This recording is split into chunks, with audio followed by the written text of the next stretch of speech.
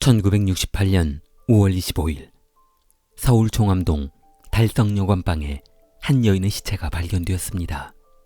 여성시 씨는 본인의 팬티로 입에 재갈이 물려 있었고 양말로 목이 졸린 상태였습니다. 브레이저만 걸친 완전 나체의 모습이었습니다. 아마도 두 남녀가 관계를 한 후 성적인 쾌락을 즐기기 위해 이런 변태 행위를 했는지 처음부터 살인 계획이 있어 의도적인 살인인지 알 수는 없었습니다. 그런데 이상한 것은 그녀의 왼손에는 반지를 끼고 있던 반지 자국이 남아 있었는데 반지가 없었습니다. 또 다른 사건 방향으로 생각해보면 누군가 이 여성을 살해한 후 목걸이와 반지를 가져간 것이 아니었나 생각되었습니다. 그러나 강도 사건이라고 하기에는 저항 흔적 없이 너무도 편하게 사망한 것으로 보아 강도 사건은 아닌 것 같았습니다. 그리고 방안을 둘러보던 경찰은 테이블 위에 올려져 있는 조그만 쪽지를 발견했습니다. 탁자 위에 곱게 접힌 쪽지를 풀러보자 이런 글귀가 적혀 있었습니다. 나는 당신이 남편이 있는 줄 알면서도 당신을 사랑했습니다. 당신을 죽이고 싶도록 사랑했습니다. 그녀는 올해 24세 조정혜였습니다. 그녀는 하월곡동에 거주하고 있는 올해 30세인 신모 씨의 부인이었습니다. 그렇다면 쪽지의 내용대로 남편이 있는 줄 알면서도라고 하는 것으로 보아 남편이 범인이 아닐 가능성은 많아 보였습니다. 1968년 5월 25일 자정 달성여관 입구를 서성이던 남성은 카운터에 방 하나를 달라며 카운터 하단의 조그만 구멍으로 손을 내밀었습니다. 여관 주인은 여관키를 지급하는 조그만 구멍 사이로 열쇠를 가지고 가는 남성의 뒷모습을 바라봤습니다. 한참 멋부린 옷차림이었지만 키가 작아 약간 어색한 차림이었다고 했습니다.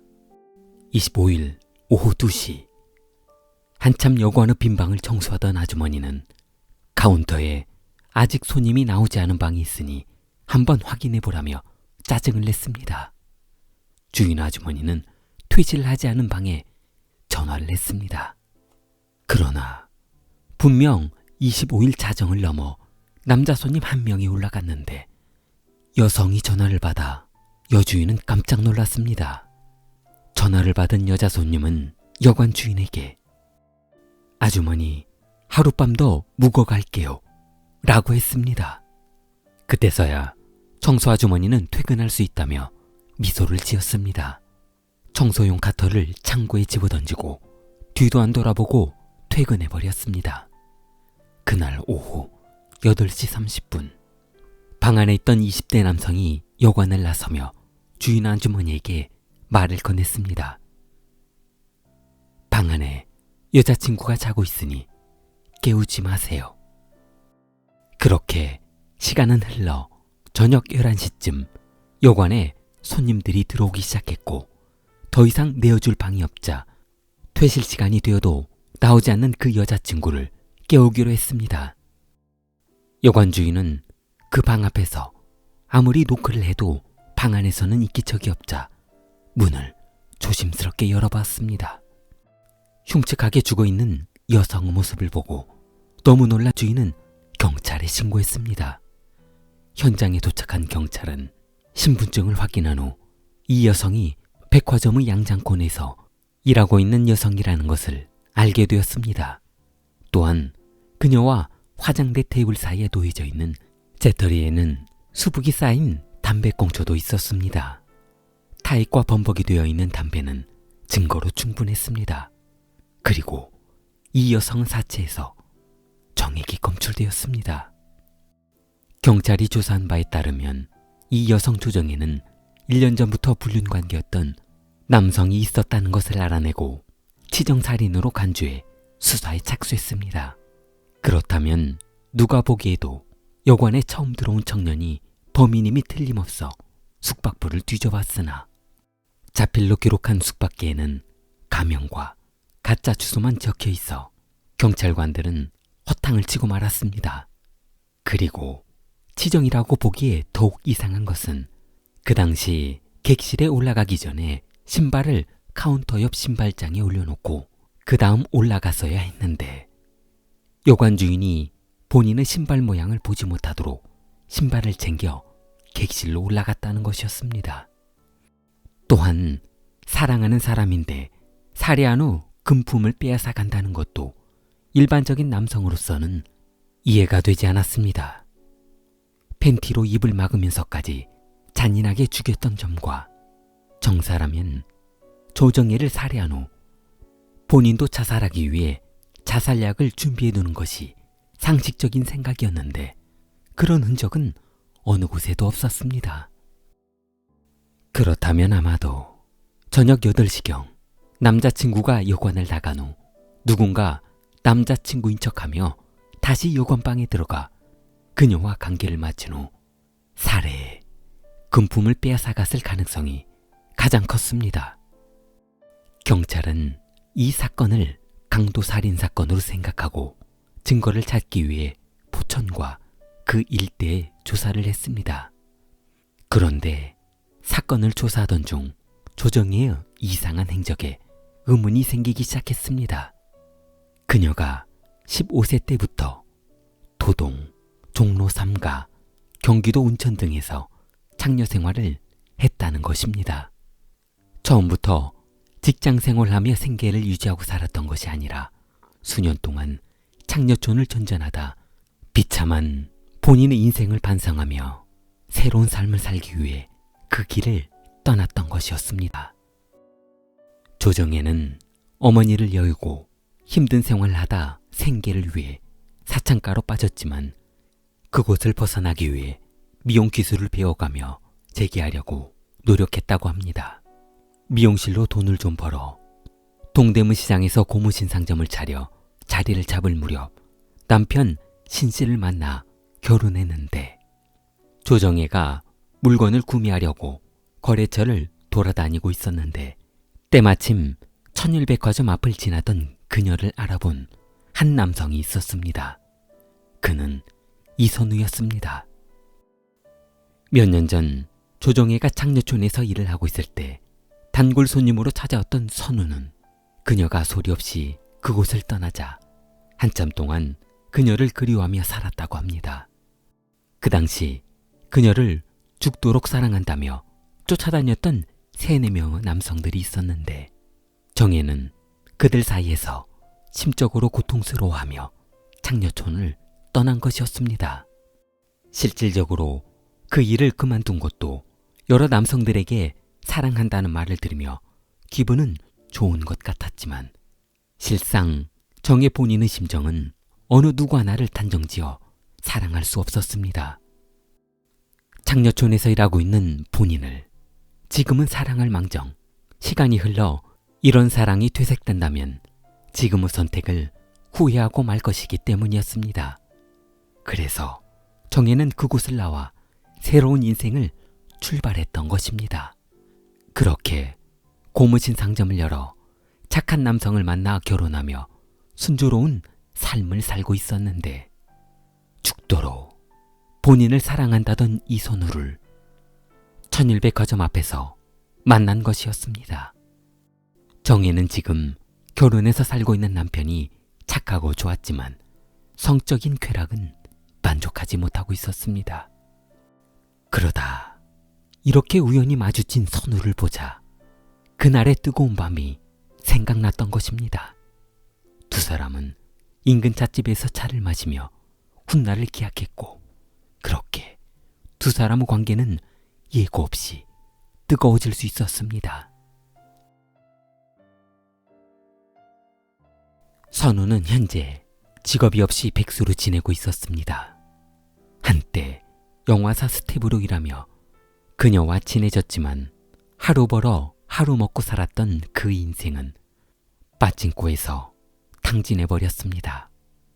총각이었던 선우는 일이 끝나고 남는 시간에 마땅히 할 일이 없자 빠찡코를 들락거리며 일당을 탕진하는 생활이 반복되었고, 그러다 속상한 마음에 화풀이를 위해 찾아간 곳이 정혜가 일했던 창녀촌이었던 것입니다. 선우는 영화사에서 미스터 안으로 불리며 일을 했는데 최무룡 프로덕션 조명기사로 일하며 경력을 쌓아 조명기사 방면에서는 어느 정도 인정받는 스텝이었다고 합니다. 그러나 어느 순간부터 선우는 감독 몰래 조명기구를 한두 개씩 빼돌려 팔아먹기를 반복했고, 간이 커진 선우는 각종 조명기구를 가지고 도망가 버리는 바람에 직장에서 쫓겨나게 되었습니다. 그러자 집도 없이 여관에서 생활하고 있던 그는 여관비를 낼 돈이 없어 생활비를 마련하느라 힘든 생활을 반복하고 있었습니다. 빠찡코에 빠졌던 습성을 버리지 못하고 주위에 돈을 바꿀 수 있는 것들은 모조리 팔아치워 도박 자금으로 만들었던 것입니다. 백화점 앞에서 조정혜를 만났던 날은 마지막 직장에서 쫓겨나 돈푼이 없어 빠찡코에 들어가지 못하고 이곳저곳을 기웃거리던 차에 그녀를 마주치게 된 것이었습니다. 빈털터리가 된 선우는 지난 19일 조정혜를 마주치며 어찌 보면 그녀가 선우에게 남은 마지막 희망이라는 생각을 했는지도 몰랐습니다. 이대로 고향에 데려가 봤자, 이곳에 남아있어 봤자 사람 취급도 못 받을 것이 뻔했는데 그녀에게 의지하고 살 수만 있다면 다시 한번 재기해 볼 수 있다는 생각을 했습니다. 누가 보러 보면 창녀촌에서 만난 이런 여자와 사랑을 한다는 것이 우스운 이야기도 일 수 있는 이야기지만 그에게는 무엇보다 절실했습니다. 그렇게 두 사람의 사랑은 1년여 시간 동안 깊어질 대로 깊어졌고 19일 선우는 그녀에게 25일 다시 만날 것을 약속하며 헤어졌습니다. 25일 밤 7시 30분 사건 당일 약속 장소에서 다시 만난 두 사람은 이미 뜨거운 감정이 타오르고 있었습니다. 만약 그런 감정을 기대하지 않았다면 그녀도 선우도 약속 장소에 나타나지 않았을 것입니다. 두 사람은 누가 먼저라고 할 것도 없이 인근 여관으로 들어갔습니다. 그 여관은 달성여관이었습니다. 두 사람은 여관방에 들어갔고 한참 동안 뜨거운 추억을 되살리며 두 사람의 사랑은 타올랐습니다. 선우는 얼마 전 그녀와 헤어진 뒤 생각해두었던 말을 해야 할 것 같았습니다. 이런 기분에서 그녀에게 고백한다면 그녀가 받아줄 것이라 생각했습니다. 선우는 그녀에게 본인과 같이 시골집에 내려가 결혼해서 살면 어떠냐고 물었습니다. 그러자 조정혜는 선우의 물음에 선뜻 대답하지 않았습니다. 한참을 머뭇거리던 그녀는 입을 열었습니다. 미안하지만 지금 동거하고 있는 남편과 6월에 정식 결혼을 올리게 되어 미안하다고 했습니다. 그리고 내일 신혼집으로 이사한다고 했습니다. 그녀는 만약 선우를 장녀촌이 아닌 다른 환경에서 만났다면 또 다른 인연의 사랑이 시작되었을 수도 있을 거라는 생각을 했지만 이쯤에서 서로 즐기며 지내는 것이 나쁘다고 생각하지는 않았습니다. 결혼은 아니었지만 즐길 수는 있다라고 생각한 것입니다. 그러자 선우 얼굴이 창백해졌습니다. 그렇게 거절할 바에야 처음부터 여지를 주지 말 것이지 본인 뜻을 다 받아주고 본인 힘든 상황의 돌파구가 되어줄 것처럼 말하더니 결국은 그렇게 비겁하게 헤어지자는 말을 할 것이면서 비참한 모습으로 당했다는 생각을 하니 한순간에 그녀에 대한 사랑이 증오로 바뀌었습니다. 선우는 그녀와 관계를 마친 후 그녀 긴 양말을 손에 쥐고 그녀 목을 조였습니다. 숨을 헐떡이며 발부둥치는 그녀를 가엾게 여기거나 동정하지 않았습니다. 그저 당연한 행동으로 생각했습니다. 그녀를 살해한 후 더 이상 그녀의 말을 들을 필요가 없다며 벗어둔 그녀의 양말 한 짝을 입에 쑤셔 넣었습니다. 그녀 팬티로 재갈을 물린 후 장려촌에서 사랑했던 그녀의 모습을 떠올리며 테이블 위에 메모를 남겼습니다. 나는 당신이 남편이 있는 줄 알면서도 당신을 사랑했습니다. 당신을 죽이고 싶도록 사랑했습니다. 선우는 25일 저녁 8시 여관을 빠져나와 형이 살고 있는 경기도 포천군 신흥리로 도망갔습니다. 이틀 동안 형 집에 숨어 지냈던 그는 다시 청량리에 도착해 여인숙에서 며칠 밤을 지내고 29일 완행열차를 타고 김천으로 내려갔습니다. 김천에서 대구에 살고 있는 사촌 형 집에 들렀으나 얼마 전 형사가 선우를 찾으러 왔다며 귀뚱해주자 뒤도 돌아보지 않고 달성군 송점동 야산으로 달아났습니다. 하룻밤을 산속에서 숨어있던 선우는 사촌 형 집에 이상이 없자 가족을 만났으나 자수하라는 가족의 권유로 대구경찰서에 자수하게 되었습니다.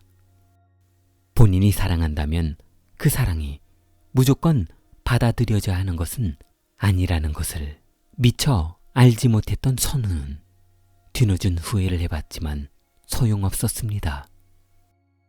즐기는 사랑과 평생을 같이 할 사랑은 엄연히 다른 사랑이라는 것을 알지 못했습니다. 만약 지금 누군가의 사랑이 일방통행이라면 사고가 날 수 있다는 것을 명심해야 합니다. 좋아요, 구독 부탁합니다. 킬리였습니다.